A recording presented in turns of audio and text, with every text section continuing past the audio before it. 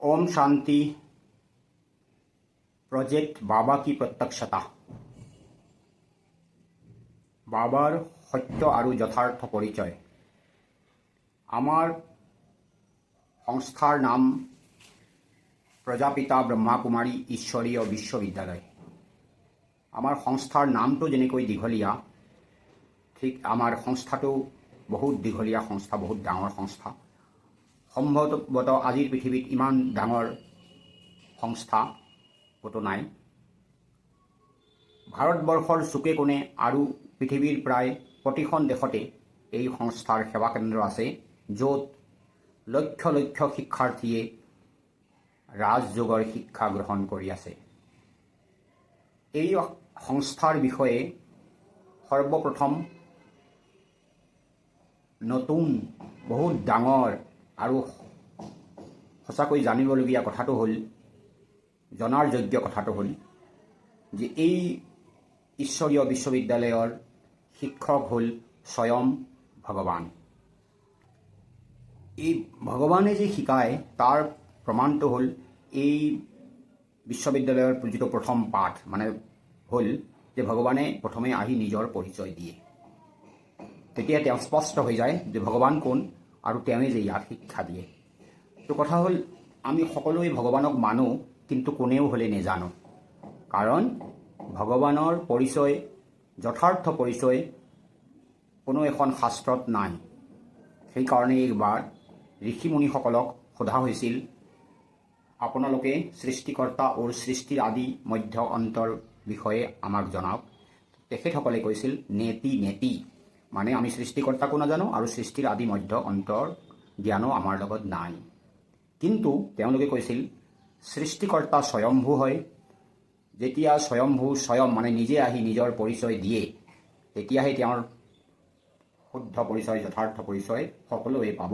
তেতিয়া আপোনালোকেও পাব। স্বয়ম্ভু নিজৰ পৰিচয় বিশেষ 6টা কথাৰে দিয়ে: ৰূপ, গুণ, নাম, ধাম, কাম আৰু কাল। এই 6টা কথা যদি আপুনি ভালদৰে মনোযোগ দি শুনে, সঁচাকৈয়ে আপুনি এতিয়াই একেই মিনিট বানৰ ভিতৰতে আপোনাৰ দৃঢ় নিশ্চয় হ'ব যে ভগৱান আচলতে কোন। তেওঁৰ ৰূপ হ'ল বিন্দু ৰূপ, মানে নিৰাকাৰ। বিন্দু মানে যাৰ দৈৰ্ঘ্য প্ৰস্থ উচ্চতা নাই, আকাৰ নাই, নিৰাকাৰেই ভগৱান হয়, দেহধাৰী ভগৱান নহয়। তেওঁৰ স্বৰূপ হ'ল জ্যোতি স্বৰূপ, জ্ঞান জ্যোতি দি তেওঁ সকলোৰে সদ্গতি কৰে। সেইকাৰণে তেওঁক জ্যোতিৰ্লিংগম বুলি কোৱা হয়। জ্যোতি মানে জ্ঞান, লিংগ মানে প্ৰতীক, জ্ঞানৰ প্ৰতীক।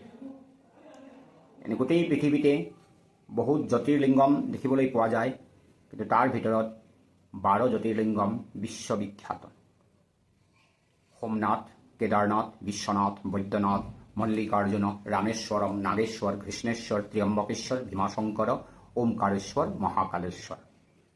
এই এনেকৈ বহুত ভগৱানৰ বহুত নাম সকলো ধৰ্মতে, সকলো ভাষাতে অগণন অজস্ৰ ভগৱানৰ নাম পোৱা যায়।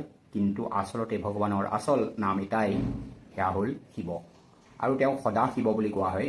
আমাৰ যেনেকৈ বিভিন্ন জন্মত বা বিভিন্ন সময়ত আমাৰ নাম সলনি হয়, বা আমাৰ কামো সলনি হয়, বা আমাৰ সকলো সলনি হৈ থাকে, কিন্তু ভগৱানৰ হ'লে একো সলনি নহয়। তেওঁক বিষয়ে কোৱা হয় he is immune to any cause and effect. He is not subject to change, he is not subject to decay. তেওঁৰ একো কাৰণতে তেওঁৰ একো পৰিৱৰ্তন নহয়। কোৱা হয় যে চৰ্দি, গৰমি, নিন্দা, স্তুতি, মান, অপমান চবমে সমান থাকে। তেওঁ সদায় সমান থাকে। তেওঁ সদায় বিন্দু মানে নিৰাকাৰ। আমাৰ সৰ্বকালৰ সৰ্বশ্ৰেষ্ঠ অসমীয়া মহাপুৰুষ শ্ৰীমন্ত শংকৰদেৱেও কৈছিল নিৰাকাৰ নিৰঞ্জন। তেওঁ ভগৱান সদায় নিৰাকাৰ হয়। কোনো দেহধাৰী কেতিয়াও ভগৱান হ'ব নোৱাৰে। সেইকাৰণে নামঘৰৰ থাপনাত শংকৰদেৱে কাৰো চিত্ৰ ৰখা নাই বা মূৰ্তিটো নাই। তাৰমানে ভগৱান সদায় বিন্দু মানে নিৰাকাৰ, সদায় সত্য। এই পৃথিৱীৰ বিষয়ে কোৱা হয় ঝুঠি মায়া, ঝুঠি কায়া, ঝুঠা সাৰা সংসাৰ। কিন্তু ভগৱান হ'ল সদায় সত্য। তেওঁ সত্য বাপ, সত্য শিক্ষক আৰু সদ্গুৰু হৈ তেওঁ সত্য নাৰায়ণৰ কথা শুনাই সত্য যুগৰ স্থাপনা কৰে। সেইকাৰণে কোৱা হয় সত্যমেৱ জয়তে, সত্যৰ সদায় জয়। তেওঁ সদায় সুন্দৰ, সেইকাৰণে কোৱা হয় সত্যম শিৱম সুন্দৰম। তেওঁ সদায় পবিত্ৰ মানে পাৱন, তেওঁৱেই পতিত পাৱন, আৰু তেওঁ সদায় চৈতন্য মানে জীৱিত, তেওঁ কেতিয়াও মৃত নহয় বা মূৰ্ছিতও নহয়, তেওঁ সদায় জাগৃতি জ্যোত, আৰু তেওঁ সেইকাৰণে সকলোৰে জ্যোত মানে জ্যোতি জগায়।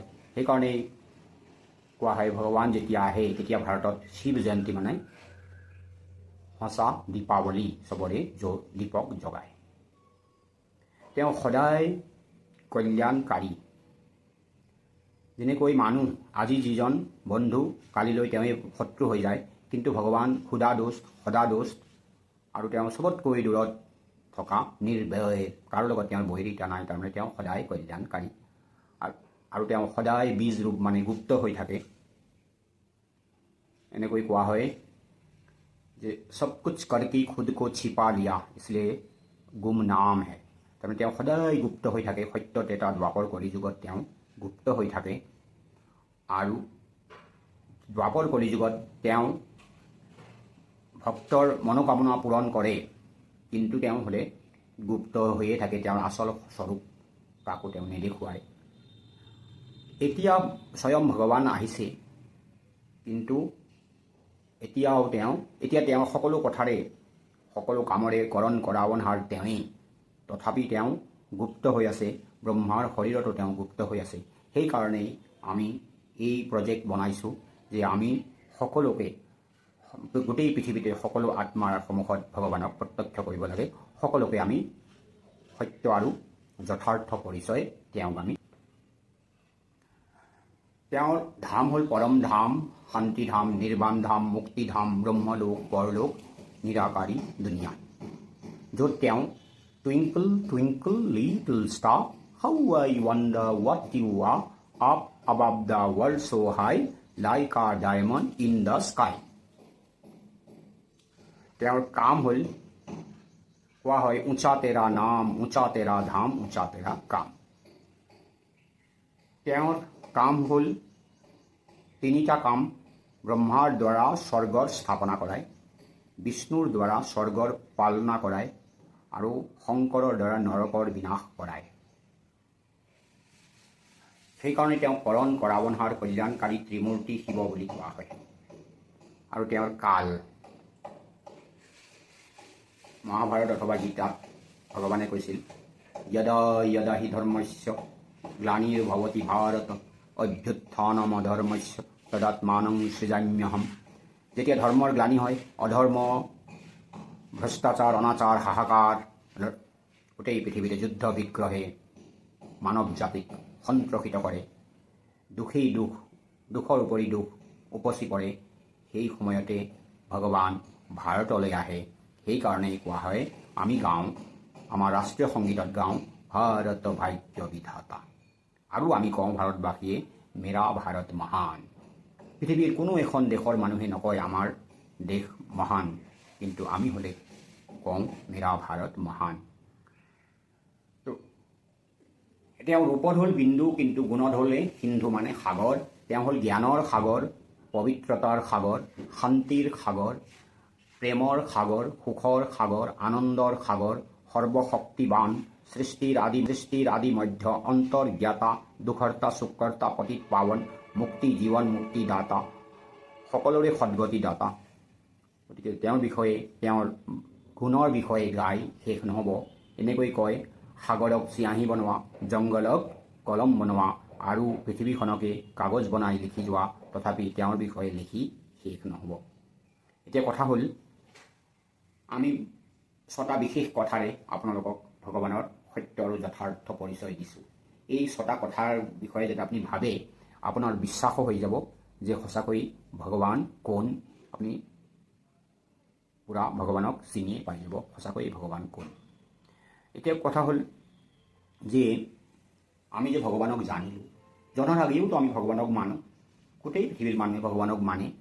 হয়তো নাম কোনোবাই ভগৱান, কোনোবাই ঈশ্বৰ, কোনোবা আল্লাহ, কোনোবা খুদা, কোনোবা গড এনেকৈ কয়, কিন্তু আচলতেতো তেওঁক চবেই মানে।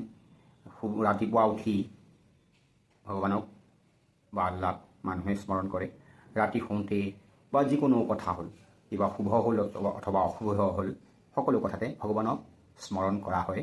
তাৰমানে ভগৱানৰ লগত আমাৰ সকলোতকৈ গভীৰ সম্বন্ধ আছে। তো সেই গভীৰ সম্বন্ধটো কি আমি জনাৰ বৰ প্ৰয়োজন। ভগৱানৰ লগত আমাৰ গভীৰ সম্বন্ধটো হ'ল, তেওঁ কোৱা হয় পৰম পিতা পৰমাত্মা, মানে পৰম পিতা মানে তেওঁ দেউতা হয়, মানে বাপ হয়, তেওঁ আমাৰ বাপ হয়। সেইকাৰণে তেওঁক কোৱা হয় মেৰা বাবা মিঠা বাবা প্যাৰা বাবা। তো ভগৱান আমাৰ দেউতা বা বাপ হয়। তেতিয়াহ'লে আমাৰ প্ৰত্যেকৰে দুজনকৈ বাপ হ'ল, দেউতা দুজনকৈ হ'ল। এজন হ'ল লৌকিক দেউতা আৰু এজন পাৰলৌকিক দেউতা। লৌকিক যিজন দেউতা হয়, যিজন বাপ হয়, তেওঁ চবৰে বেলেগ বেলেগ।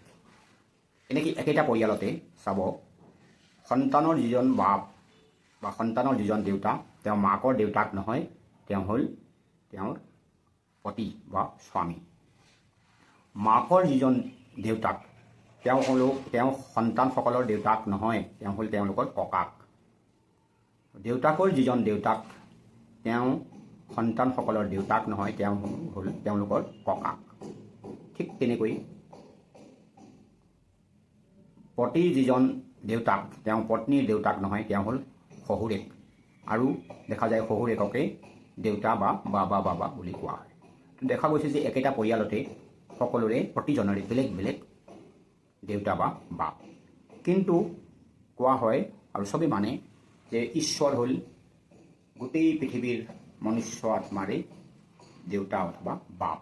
সেইকাৰণে কোৱা হয় ঈশ্বৰ আল্লাহ তেৰো নাম, হিন্দু মুছলিম শিখ ইছাই আমি সকলোৱে ককাই ভাই, এক দেউতাৰ এক বাপৰ সন্তান হোৱাৰ কাৰণে আমি সকলোৱে ককাই ভাই।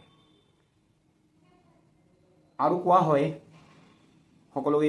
আজিকালি সকলোৰে মুখত এইটো কথা যে ভগৱান ঈশ্বৰ আল্লাহ হেনো সৰ্বব্যাপী। তেওঁ হেনো প্ৰতিটো কণতে থাকে, প্ৰতিটো স্থানতে থাকে। আমি যিহকে দেখোঁ সেয়াই হ'ল ভগৱানৰে ৰূপ। তেওঁৱে সকলোকে সুখ দিয়ে, তেওঁৱে সকলোকে দুখ দিয়ে। এনেকৈ গছৰ পাতবোৰ যে লৰে, সেয়াও ভগৱানৰ ইচ্ছাতে লৰে। এই কথাবিলাক শুদ্ধ বুলি ভাবে, সত্য বুলি ভাবে।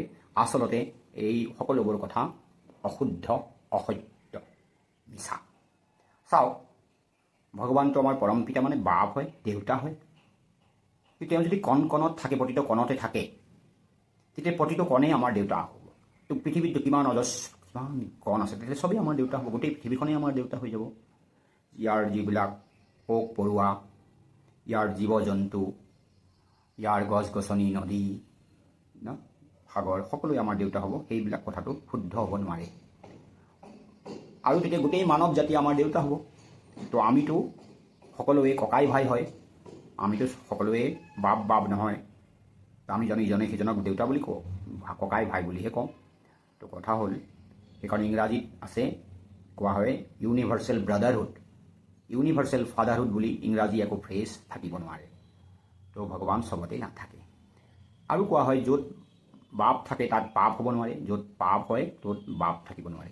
আমি এতিয়া দেখিছোঁ আজি গোটেই পৃথিৱীখনতে, গোটেই পৃথিৱীতে, সকলোবোৰ দেশতে, সকলোবোৰ প্ৰদেশ, সকলো জিলা, সকলো মহকুমা, সকলো গাঁৱত, এনেকৈ আমি যদি ইয়াতকৈও গভীৰলৈ যাওঁ, যে প্ৰতিজন ব্যক্তিয়ে পাপী। সেইকাৰণে কোৱা হয় কলিযুগক পাপ আত্মাও কি দুনিয়া। তাৰমানে চবেই পাপ কৰে বা কৰিছে। কাৰণ সকলোৰে ভিতৰত ভগৱান বাপ নাই, সকলোৰে ভিতৰত আছে কাম, ক্ৰোধ, লোভ, মোহ আৰু অহংকাৰ। এই 5 বিকাৰেই হ'ল সৰ্বব্যাপী। ভগৱান দেউতা আমাৰ পৰম পিতা, তেওঁ সৰ্বব্যাপী নহয়। আৰু কোনোবাই কয় হে ভগৱান, হে আল্লাহ, গড বা হে গুৰু। চব ধৰ্মৰ মানুহে ভগৱানৰ বিষয়ে কওঁতে ওপৰলৈহে আঙুলিয়ায়। আৰু কোৱাও হয় তেওঁক ওপৰৱালা, ঈশ্বৰ হ'ল ওপৰৱালা। তো ওপৰৱালা হয় তেওঁ সকলোতে ৰহেনেৱালাটো নহয়, তেনেকুৱাতো একো নাম নাই। ওপৰৱালাটো চবেই মানে। তো ওপৰৱালা নিশ্চয় ক'ৰবাত নহয় ক'ৰবাত ওপৰতে থাকিব, তেওঁ চবতে থাকিব নোৱাৰে, তেওঁ সৰ্বব্যাপী হ'ব নোৱাৰে। তো কয় যে ঈশ্বৰেই সকলোকে সুখ দিয়ে, তেওঁ সকলোকেই দুখ দিয়ে। এইটো কথাও যুক্তিহীন। এতিয়া পৃথিৱীত 800-900 কোটি মানুহ আছে। এই সকলো মানুহকে তেওঁ কেনেকৈ সুখ দিব পাৰে বাৰু? সুখ দিয়া মানে তেওঁ সকলোকে অন্ন বস্ত্ৰ আৰু বাসস্থান দিব লাগিব। এতিয়া ভগৱানে সকলোকে অন্ন বস্ত্ৰ আৰু বাসস্থান কেনেকৈ দিব? তেওঁলোকে নিজেই কাম কৰি উলিয়াব লাগিব।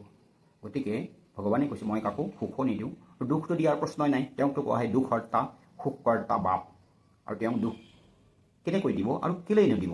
দুই এটা প্ৰশ্ন। ইমান মানুহক দুখ দিয়াটো ইমান সহজ কথা নহয়, আৰু কেলেনো দিব? গতিকে এইটো কথাও মিছা, তেওঁ চবকে দুখ দিয়ে। সুখ দুখৰ কাৰণ হ'ল আমাৰ কৰ্ম। গীতাত কৈছে নহয় যে আত্মাই নিজৰ শত্ৰু, আত্মাই নিজৰ বন্ধু।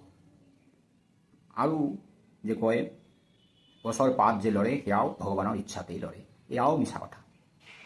এতিয়া চাওক, গছৰ পাত দেখোন বতাহতহে লৰে, ভগৱানেনো কেনেকৈ আহি ইমান পাত লৰাব? আৰু সকলোবিলাক পাতটো একেলগে নলৰে। এতিয়া ইয়াত লৰিছে, য'ত বতাহ বলিছে তাতহে পাত লৰে। তো কথাটো হ'ল যে এই সকলোবিলাক কথা মিছা। এইটো বহুত ডাঙৰ কথা, এটা মিছা ভ্ৰান্ত ধাৰণা মানৱ জাতিৰ হৈ আছে, যিটোৱে আমাক বিভ্ৰান্ত কৰিছে, যিটোৱে আমাক অজ্ঞান অন্ধকাৰলৈ ঠেলি দিছে, যিটোৱে আমাক আচলতে পাপ কৰাইছে। আমি নিজে বেয়া কাম কৰিম আৰু ভগৱানক দোষ দিম যে ভগৱানে মোক দুখ দিছে, ভগৱানে এইটো কৰিছে সেইটো কৰিছে। তো কথাটো গতিকে এইটো কথা আপোনালোকে বিবেচনা কৰক যে তেওঁ হ'ল পৰম পিতা মানে সঁচা বাপ। এই জন্মৰ যিজন বাপ, তেওঁতো এই জন্মৰে বাপ, ইয়াৰ আগেতো তেওঁ নাছিলে না, তেওঁ নাছিলে বাপ। বিভিন্ন জনত বেলেগ বেলেগ হয়, কিন্তু ভগৱান দেখোন সকলো জন্মতে ভগৱান আমাৰ বাপ পিতা, তেওঁ পৰম পিতা। গতিকে তেওঁ চবতে নাথাকে। গতিকে এই যে আমি যে আপোনালোকক চাৰিটা কথা ক'লোঁ যে ভগৱান আমাৰ দেউতা বা বাপ হয়, আমাৰ দুজনকৈ বাপ, আৰু আমি সকলোৱে ককাই ভাই হয়। আৰু ভগৱান বাপ দেউতা, তেওঁ সৰ্বব্যাপী নহয়, চবতে কণ কণ ঘট ঘটতে নাথাকে, তেওঁই সুখ দুখ সকলোকে নিদিয়ে। এই চাৰিটা কথা যে ক'লোঁ, এই চাৰিটা কথা আপোনালোকে ভাবি চাওক, যদি মানি লৈছে তেতিয়াহ'লে আপোনালোকৰ কাৰণে এটা সুখবৰ আছে। স্বয়ং ভগৱানে কৈছে যে যিজন ব্যক্তি নিজৰ জীৱনত এবাৰ হ'লেও এই চাৰিটা কথা অন্তকৰণেৰে সৈতে মানি লৈছে, সেইজন ব্যক্তি এজন মহান ব্যক্তি। দুই নম্বৰ কথাটো হ'ল সেইজন ব্যক্তি ভাগ্যশালী, মানে ভাগ্যৱান ব্যক্তি। আৰু নম্বৰ 3 হ'ল সেইজন ব্যক্তি হ'ল স্বৰ্গৰ লায়ক। তো তিনিটা উপাধি আপোনাক দিছে যে আপুনি মহান, আপুনি ভাগ্যৱান, আৰু আপুনি স্বৰ্গৰ লায়ক। আৰু ভগৱানে কৈছে তেওঁকে মোৰ জ্ঞান শুনোৱা, সকলোকে তোমাৰ সময় নষ্ট নকৰিবা, এইটো জ্ঞান বহুত মূল্যৱান জ্ঞান, সকলোকে নুশুনাবা। যিয়ে এই চাৰিটা কথাক মানি লয়, যিজন মহান হয়, যিজন ভাগ্যশালী বা ভাগ্যৱান হয়, আৰু যিজন স্বৰ্গৰ লায়ক, তেওঁকে মোৰ জ্ঞান শুনোৱা। এতিয়া কথা হ'ল আপোনালোকে যিহেতু মানি লৈছে, একেবাৰে নস্বাত কৰি দিয়া নাই মনা বুলি কোৱা নাই। গতিকে আমি আপোনালোকক আৰু অলপ শুনাবই লাগিব ভগৱানৰ বিষয়ে। এতিয়া কথা হ'ল আমি আপোনালোকক ভগৱানৰ সত্য আৰু যথাৰ্থ পৰিচয় দিলোঁ। আপোনালোকক প্ৰশ্ন সোধোঁ যে আপুনি কোন? প্ৰত্যেককে প্ৰশ্ন কৰিছোঁ, বা আপুনি নিজকে সোধক মই কোন। এই কথাটো যুক্তিযুক্তভাৱে এনেকৈ উত্তৰ দিয়া যায়, যেনেকৈ এইখন মোৰ হাত হয়, কিন্তু মই হ'লে হাত নহয়। এইটো মোৰ নাক হয়, মই হ'লে নাক নহয়। এই দুটা মোৰ চকু হয়, মই হ'লে চকু নহয়। এইটো মোৰ শৰীৰ হয়, মই হ'লে শৰীৰ নহয়, মই এটা আত্মা। আমাৰ এই শৰীৰটো 5 তত্ত্ব, মাটি পানী বায়ু অগ্নি আকাশেৰে গঠিত এটা জড় পুতলা সদৃশ। এই জড় পুতলা সদৃশ শৰীৰটোক চলাইছে মন, বুদ্ধি আৰু সংস্কাৰ নামৰ তিনিটা সূক্ষ্ম শক্তিয়ে। আমি যে মনতে ভাবোঁ, বুদ্ধিৰে বিচাৰ বিবেচনা কৰি কাম কৰোঁ, এই যে মন, বুদ্ধি আৰু সংস্কাৰ, এই তিনিটা সূক্ষ্ম শক্তিক একেলগে আত্মা বুলি কোৱা হয়। তো আত্মাটো এটা নিৰাকাৰ সূক্ষ্ম দিব্য জ্যোতিৰ্বিন্দু, দুই ভ্ৰকুটিৰ মাজত থাকে, য'ত সেন্দুৰ, তিলক, টিকা, বিন্দি আদি লগায়, তাকে ভ্ৰকুটি বুলি কয়, দুই ভ্ৰকুটিৰ মাজত। এইটো মোৰ শৰীৰ, কিন্তু মই হ'লে এটা আত্মা। তো মই যেনেকৈ আত্মা, মোৰ দেউতা পৰমাত্মা, শৰীৰৰ দেউতাকটো চবৰে শৰীৰ। গতিকে এইটো এটা যুক্তিপূৰ্ণ কথা যে আমাৰ সকলোৰে দুজনকৈ দেউতা। কথা হ'ল আপুনি এটা আত্মা, আপোনাৰ পিতা পৰমাত্মা, কিন্তু আপোনাৰ ঘৰ ক'ত? তো কোনোবাই ক'ব মোৰ ঘৰ অসম, মোৰ ঘৰ ধুবুৰী, মোৰ ঘৰ বঙাইগাঁও, মোৰ ঘৰ শিৱসাগৰ, মোৰ ঘৰ যোৰহাট, মোৰ ঘৰ লখিমপুৰ। তো আচলতে কেনেকুৱা কথা হ'ল, আমিতো এজন দেউতাৰ সন্তান, আমি সকলোৱে ককাই ভাই, আমিতো কোনো মোমায়েকৰ পেহীয়েকৰ ল'ৰা নহয় যে আমাৰ বেলেগ বেলেগ ঘৰ হ'ব। একেজন দেউতাৰ সন্তান ককাই ভাই হোৱা মানে একেটা ঘৰৰে নিবাসী হ'ব লাগিব। পৰম পিতা পৰমাত্মা পৰম ধামতহে থাকে, তেওঁ কণ কণ ঘট ঘট, তেওঁ চবতেই চবৰে ভিতৰত তেওঁ নাথাকে। তো পৰম ধাম, সেইটো কোৱা হয় পৰম ধাম, ব্ৰহ্মলোক, পৰলোক, মুক্তিধাম, নিৰ্বাণ ধাম, শান্তিধাম, চুইট চাইলেন্স হোম। তো পৰম পিতা পৰমাত্মা পৰম ধামতহে থাকে, তেওঁ চবতে নাথাকে। তো মোৰ দেউতাৰ ঘৰ মানে মোৰো ঘৰ, যেনেকৈ আমি চবেই ক'ত থাকোঁ, নিজৰ ঘৰতে থাকোঁ, কাৰণ সেইটো মোৰ দেউতাৰ ঘৰ হয় নহয়। তোৰ বাপেৰৰ হয়, অঁ মোৰ বাপেৰ বাপ দেউতাকৰ মানে নিজৰ হয়। তো আমি সকলোৱে আচলতে পৰম ধামৰ নিবাসী, পৰম ধাম আমাৰ আচল ঘৰ। তো পৰম পিতাটো পৰম ধামতে থাকে, কিন্তু আমি হ'লে পৰম ধামৰ পৰা এই পৃথিৱীলৈ আহি 5 তত্ত্বৰ শৰীৰৰূপী বস্ত্ৰ পিন্ধি আমি চবেই অভিনয় কৰিছোঁ। সেইকাৰণেই ইংৰাজ নাট্যকাৰ উইলিয়াম শ্বেক্সপিয়াৰে কৈছিল, all the world's a stage and all the men and women merely players. এই কথাটোকে আমাৰ সুধাকণ্ঠ ভাৰত ৰত্ন ডক্টৰ ভূপেন হাজৰিকাই এইদৰে গাইছিল, ৰাইজ আজি ভাৱৰীয়া দেখেই নাট ঘৰ, কোনে কি ভাও দিবা আহা সময় যে চাকৰ। তো আমি এনেই দেখা পাইছোঁ সঁচাকৈ আমি যে চবেই ভাৱৰীয়া অনবৰতে যি ভাওনা কৰিছোঁ তাৰ প্ৰমাণ চাওক। আমি ধৰি লওক একেটা পৰিয়ালতে এজন মানুহৰ তেওঁৰ পত্নীৰ লগত যিটো ব্যৱহাৰ, তেওঁৰ মাক দেউতাকৰ লগত তেনেকুৱা ব্যৱহাৰ নহয়, তেওঁৰ সন্তানৰ লগত তেনেকুৱা ব্যৱহাৰ নহয়, চব খবৰৰ লগত বেলেগ বেলেগ।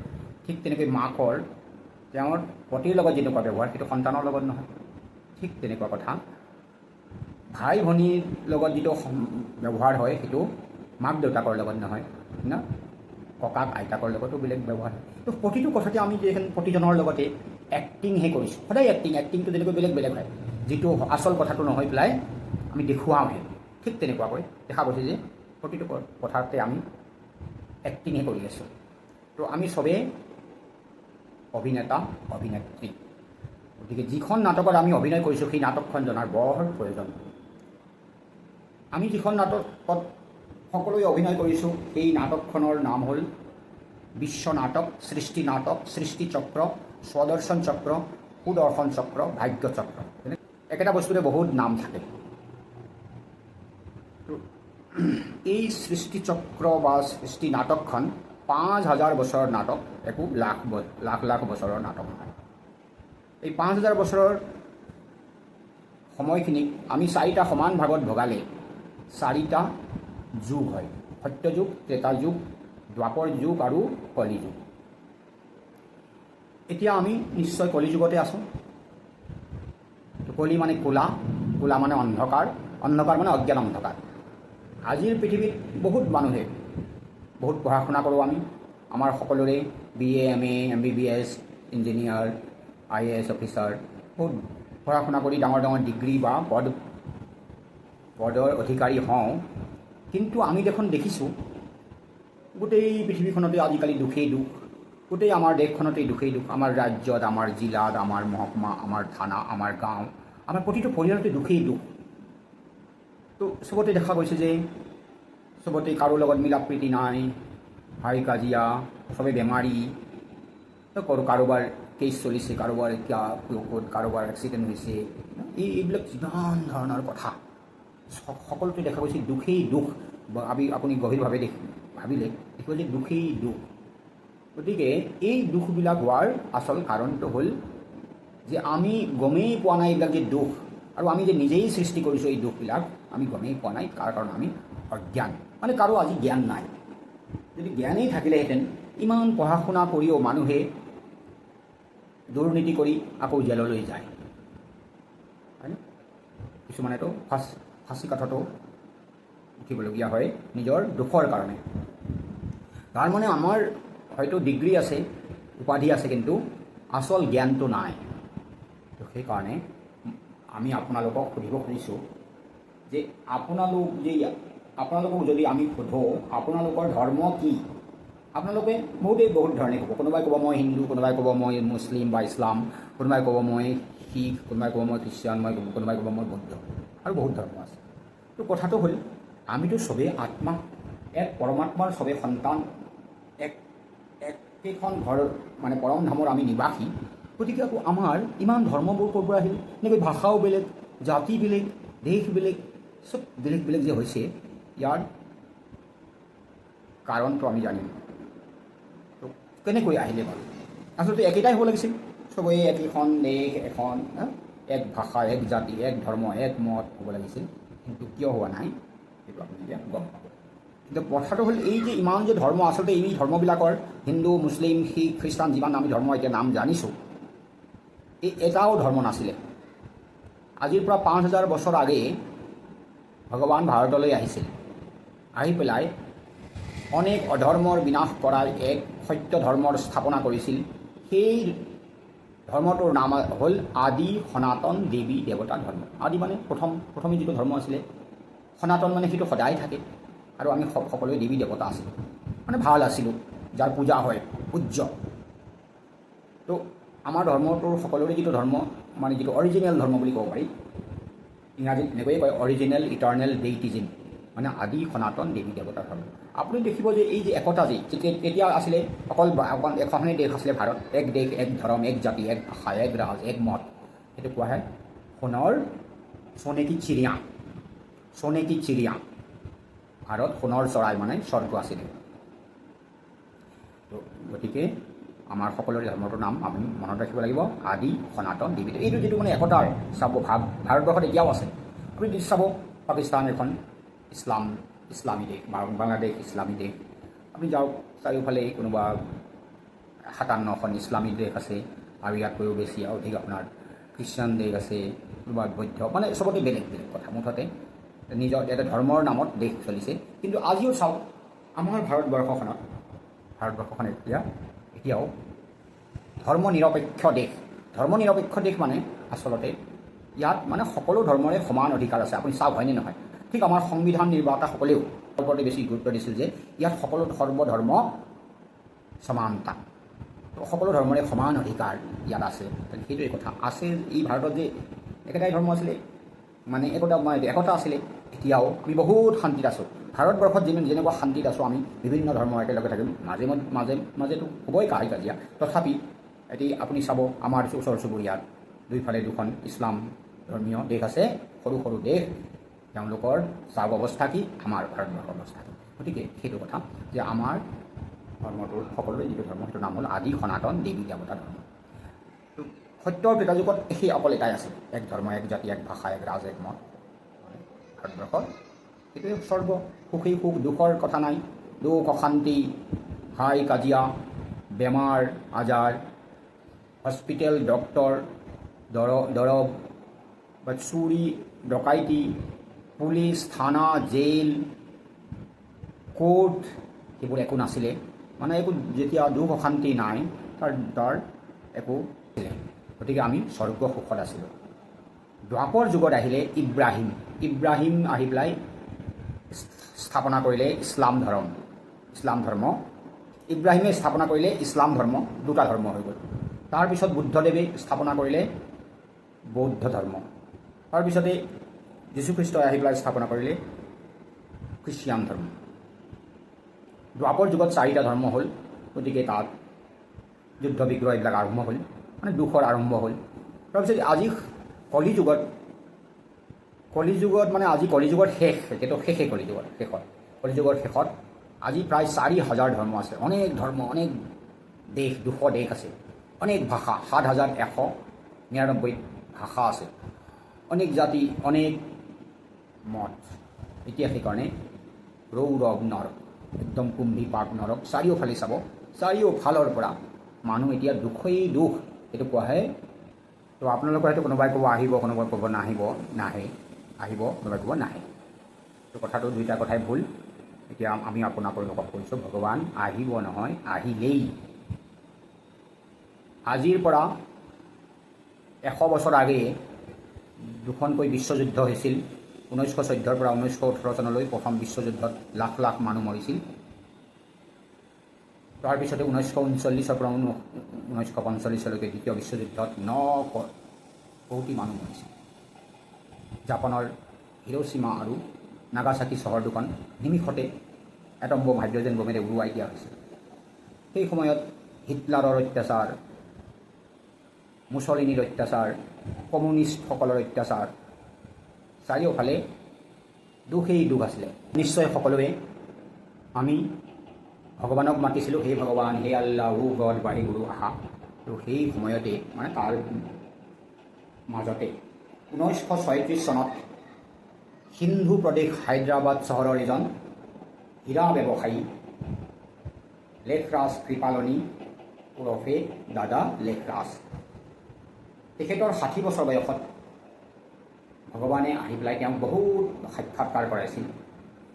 চতুৰ্ভুজ বিষ্ণু, নিৰাকাৰ জ্যোতিৰ্লিংগম, মহাবিনাশ, তেনেকৈ মৃত্যু দশা। তেওঁ চতুৰ্ভুজ বিষ্ণুৱে কয়, অহম চতুৰ্ভুজ তত্ত্বম, মানে মই চতুৰ্ভুজ বিষ্ণু, তুমিহে বিষ্ণু। অহম শ্ৰীকৃষ্ণ তত্ত্বম, মই শ্ৰীকৃষ্ণ, তুমিহে শ্ৰীকৃষ্ণ। অহম জগন্নাথ তত্ত্বম, মই জগন্নাথ, তুমিহে জগন্নাথ। মই অহম বদ্ৰীনাথ তত্ত্বম, মই বদ্ৰীনাথ, তুমিহে বদ্ৰীনাথ। অহম কেদাৰনাথ। আকৌ ভগৱানে তেওঁক সাক্ষাৎকাৰ কৰালে আৰু ভগৱানে নিজৰ মুখেৰে ক'লে, নিজানন্দ স্বৰূপম শিৱোহম শিৱোহম, জ্ঞান স্বৰূপম শিৱোহম শিৱোহম, প্ৰকাশ স্বৰূপম শিৱোহম শিৱোহম। আৰু তেওঁক দেখুৱালে ভগৱানে এটা তেওঁৰ লাইট মাইট দেখুৱালে, আৰু দেখুৱালে এখন সুন্দৰ পৃথিৱী, য'ত ওপৰৰ পৰা আত্মাবিলাক আহিছে, আৰু কোনোবাই ৰাজকুমাৰ হৈছে, কোনোবাই ৰাজকুমাৰী হৈছে, আৰু একেলগে সকলোৱে ৰাস কৰিছে। আৰু সেই লাইট মাইট ভগৱানে তেওঁক কৈছিল, এই ইমান সুখময় সংসাৰ মানে স্বৰ্গৰ তুমি স্থাপনা কৰিব লাগিব। কিন্তু তেওঁতো মানুহে তেওঁৰ তেতিয়া ভাবিবলৈ ধৰিলে, আৰু মইনো কেনেকৈ এনেকুৱা সুন্দৰ সংসাৰখন মইনো কেনেকৈ বনাম। ভগৱানে তেওঁক লগে লগে কৈছিল যে তুমি চিন্তা কৰিব নালাগে, মই সৃষ্টিকৰ্তা স্বয়ম্ভু শিৱ, মই নিজে আহিছোঁ, মই সৃষ্টি কৰিম। কিন্তু মইতো সদায় নিৰাকাৰ, মইতো মাৰ গৰ্ভৰ পৰা জন্ম নলওঁ, মোৰ যিটো শৰীৰ নাই। গতিকে তুমি তন মন ধন সমৰ্পিত হৈ যোৱা, তোমাৰ দ্বাৰা এই কামটো ময়ে কৰিম। আৰু দাদা লেখৰাজেও তেওঁ ভগৱানৰ প্ৰতি ইমান নিষ্ঠা, ইমান বিশ্বাস, গতিকে তেওঁ ভগৱানে কোৱাৰ লগে লগেই তন মন ধনৰে সমৰ্পিত হৈ গ'ল। আৰু ভগৱানেও তেওঁৰ শৰীৰত প্ৰৱেশ কৰি তেওঁৰ নাম দিলে প্ৰজাপিতা ব্ৰহ্মা, আৰু তেওঁৰেই তন মন ধনেৰে স্থাপনা কৰিলে প্ৰজাপিতা ব্ৰহ্মা কুমাৰী ঈশ্বৰীয় বিশ্ববিদ্যালয়। 1950 চনত এই বিশ্ববিদ্যালয় এই বৰ্তমান পাকিস্তানৰ হিন্দু প্ৰদেশৰ পৰা আহি ৰাজস্থানৰ মাউণ্ট আবুত ইয়াৰ মুখ্যালয় স্থাপন কৰিলে। আৰু তাৰপিছতেই চাৰিওফালে, প্ৰথমে ভাৰতবৰ্ষৰ চাৰিওফালে সেৱা কেন্দ্ৰ খুলিবলৈ ধৰিলে, আৰু তাৰপিছতে বিদেশলৈও যোৱা হ'ল, বিদেশতো। তো আজিৰ সময়ত পৃথিৱীৰ প্ৰায় প্ৰতিখন দেশতে এই প্ৰজাপিতা ব্ৰহ্মাকুমাৰী ঈশ্বৰীয় বিশ্ববিদ্যালয়ৰ শাখা কেন্দ্ৰ বা সেৱা কেন্দ্ৰ আছে, য'ত লক্ষ লক্ষ মানুহে প্ৰতিদিনে ৰাজযোগৰ শিক্ষা গ্ৰহণ কৰি জীৱনক ধন্য কৰিছিল। আপুনিও যদি ইণ্টাৰনেটত অলপ বিচাৰে, দেখিব যে আপোনাৰ ঘৰৰ ওচৰতে ক'ৰবাত নহয় ক'ৰবাত এই প্ৰজাপিতা ব্ৰহ্মাকুমাৰী ঈশ্বৰীয় বিশ্ববিদ্যালয়ৰ সেৱা কেন্দ্ৰ আছে। আপুনিও আহক, আহি পেলাই তাত 2, 3, 4 দিন ইয়াৰ এই ঈশ্বৰীয় জ্ঞানৰ অলপ সোৱাদ লওক। আৰু এই যে আপোনাক যে ভগৱানৰ সত্যৰ যথাৰ্থ পৰিচয় দিয়া হ'ল 6টা কথাৰে ৰূপ গুণ নাম ধাম কাম আৰু কাল। তো তেওঁৰ লগত আমাৰ সম্বন্ধ, তেওঁ আমাৰ দেউতা হয়। তো আমাৰ সকলোৰে দুজন দেউতা। আৰু তেওঁ যে সৰ্বব্যাপী নহয়, তেওঁ 5000 বছৰ আগে আহিছিল, আমাৰ সকলোৰে কাৰণে স্বৰ্গ স্থাপন কৰিছিল। তাৰপিছতে এতিয়া তেওঁ আকৌ আহিলে, আৰু এই সময়ত তেওঁৰ লগত আমাৰ সৰ্বসম্বন্ধ, যিটো আমাৰ শাস্ত্ৰত আছে, তমেব মাতাস্য পিতা তমেব বন্ধুস্য সখা তমেব বিদ্যা দ্ৰবিণং তমেব সৰ্বং মম দেৱ দেৱ। এতিয়া তেওঁৰ লগত আমি যদি সকলো সম্বন্ধ স্থাপন কৰি, যেনেকৈ গীতাত কৈছে, সৰ্বধৰ্মাণি পৰিত্যাজ্যং মামেকং শৰণং ব্ৰজ, সকলো এই যে আমাৰ যিবিলাক ধৰ্ম আছে, সেই যে শৰীৰৰ ধৰ্ম, এই যে হিন্দু মুছলিম শিখ খ্ৰীষ্টান, এই যে যিবিলাক আমি কৈছোঁ, যি কাৰণত পৃথিৱীখনত এতিয়া দুখেই দুখ হৈছে, সেইবিলাক এৰি পেলাই আমি যদি এক পৰম পিতাৰ কথাৰে আমি স্মৰণ কৰোঁ, মানে তেওঁৰ লগত যোগযুক্ত হওঁ, আমি তৎক্ষণাত আপোনাক আমি গেৰাণ্টি দিব খুজিছোঁ যে আপুনি 3, 4, 5, 6 দিনতে আপোনাৰ মনৰ যিবিলাক টেনশ্যন, দুখ অশান্তি, মিছাকৈয়ে দুখ কৰোঁ আমি, সেইবিলাক নাইকিয়া হৈ যাব। আপোনাৰ জীৱন সুখময় হ'ব, আপুনি পৰম শান্তি লাভ কৰিব পাৰিব। ইয়াকেই কৈ আমি আপোনালোকক নিমন্ত্ৰণ জনাইছোঁ জীৱনটো সুখ শান্তিপূৰ্ণ কৰিবলৈ। আচ্ছা, ওম শান্তি। प्रोजेक्ट बाबा की प्रत्यक्षता।